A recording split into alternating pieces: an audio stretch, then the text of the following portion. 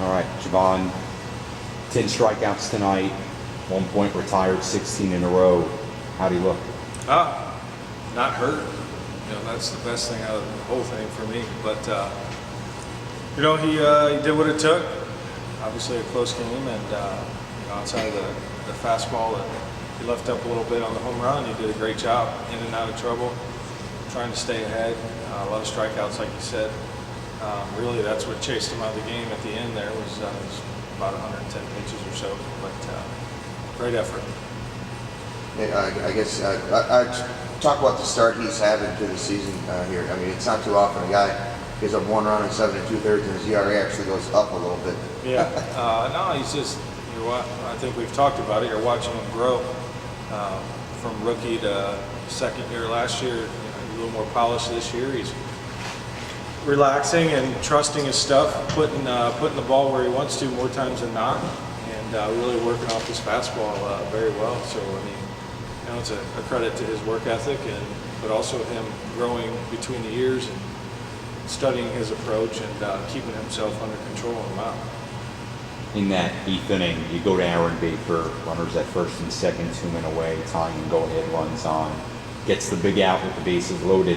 A lot of guys in that bullpen can throw hard and do get big outs. Why Baker in that spot? Because he's a strike thrower, even though he walked the guy, the one guy. But he's a strike thrower, but he's also a guy that, should they tie it up or take the lead, he can go back out and still give us a chance to win.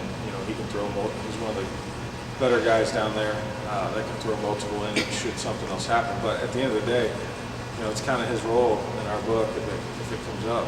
He can close, and so can the Boo, but obviously we're using Barrett.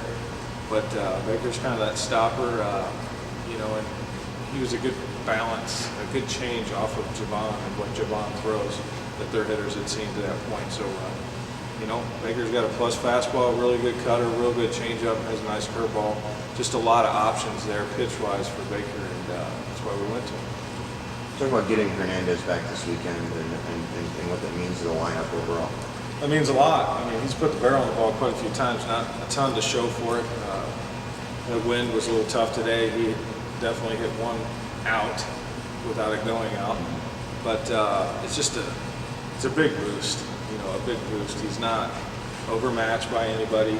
He has a very good approach, just a good presence in the middle there, and he's a big RBI guy for us, and it's only going to help us for sure.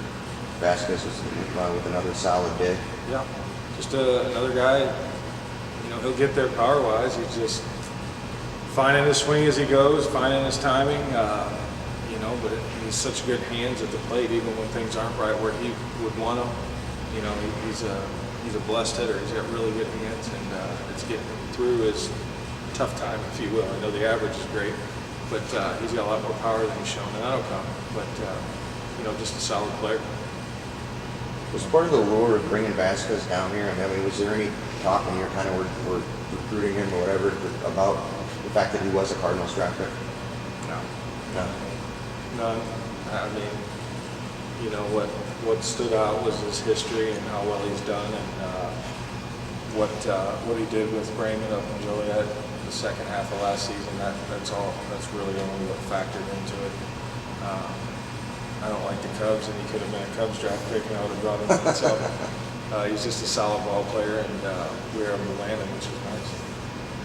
Anything else? All right, thanks, Chris. Thanks, Tim.